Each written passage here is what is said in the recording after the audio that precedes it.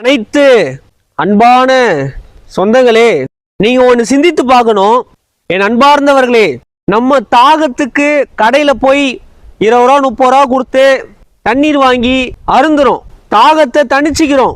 ஆனா இந்த உயிர்கள் எங்க போவோம், இந்த ஜீவராசிகள் எங்க போவோம், இந்த பறவைகள் எங்க போவோம், இந்த விலங்குகள் எங்க போவோம்னு சிந்திச்சு பார்த்திருப்பீங்களா? என் சகோதர சகோதரிகளே, இது தண்ணீருக்கு எங்க போவோம்னு சிந்தித்து பார்த்திருக்கீங்களா? உலக உயிர்களின் உயிர் தேவை தண்ணீர். இந்த கெடுபுடியான காலகட்டத்தில் தண்ணீர் கிடைப்பதே ரொம்ப குறைவா இருக்கு. மனிதர்களுக்கே தண்ணீர் பஞ்சம், தண்ணீர் தட்டுப்பாடு. ஆனா இந்த ஜீவராசிகள் எங்க போவோம்? மனிதன் சுயநலத்துல போர் போட்டு நீரை உறிஞ்சிரும், மாடி வீடு கட்டி டேங்க்ல தண்ணீரை தேக்கி வச்சுக்கிறோம், ஃப்ரிட்ஜில் தண்ணீர் பாட்டில தேக்கி வச்சுக்கிறோம், வீடுகள்ல தண்ணீர் குடத்தெல்லாம் புடிச்சு வச்சுக்கிறோம். ஆனா இந்த உயிர்கள் எங்க போவோம்னு சிந்தித்து பார்த்தீங்களா? தண்ணீருக்காக எங்க போவோம்னு சிந்தித்து பார்த்திருக்கீங்களா? என் உறவுகளே,